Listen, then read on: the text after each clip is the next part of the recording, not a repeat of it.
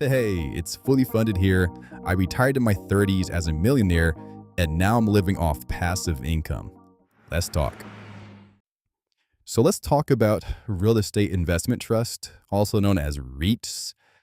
Now, when I first started investing, I really loved that idea of just being able to, have access to property and getting paid for that without doing all the work. And it's a really attractive proposition, and I still like them and the idea of them. However, I'm going to talk about why I don't hold any at the moment in my portfolio. So, as you guys know, I'm living off my investments, and I have around a $2 million stake in SCHD, which is a dividend fund, my favorite one, that pays around 3.5% dividend yield. Now, the question is, well, REITs typically sometimes pay more than that. There's been times where they'll pay 5%, even 6%. And the question is, well, why don't I use them if they give me a better yield? At least, historically, some of them have, especially realty income, which is stock ticker O. And look, here's the truth.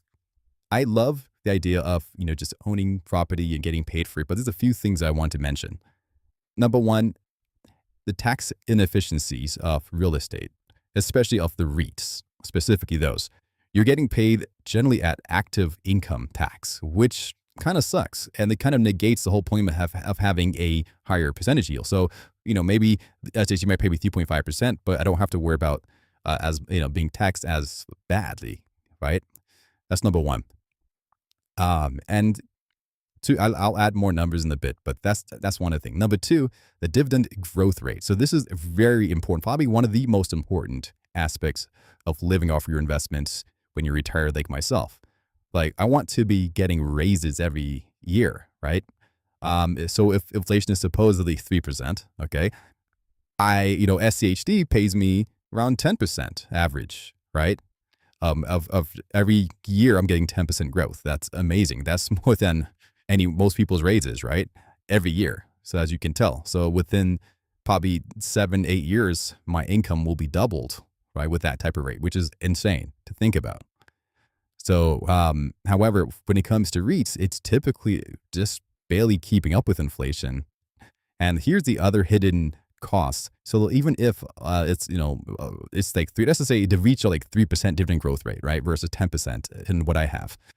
So even just one bad year of inflation, like 5%, 6%, would permanently be pushing my investment, my realty income, or my real estate income down, right? So there's a lot of issues I don't like with this. The big picture is this, that REITs are good. I like the concept of REITs. And if they were taxed more favorably, it probably would have a little bit more. But again, the dividend growth rate matters as well. And I want to comfortably set it and forget it. And if I have to worry about inflation wars with an asset I have, then that kind of sucks. So to put things in perspective, let's just imagine you're getting around a 3% yield every year. One or two bad years of inflation, you can already be pushed down permanently in your income floor because inflation caught up with it. Whereas when it's like 10% a year, even on some bad years, you have a lot more of a buffer from SHD. So that's basically the simple way of looking at it. However, I do like the idea of REITs. I still do, right? So, and also too, let's talk about price appreciation as well. The final thing, the total return does matter, and equities such as SCHD and dividend-paying companies, if filtered correctly. That's why I just like to talk about SCHD specifically.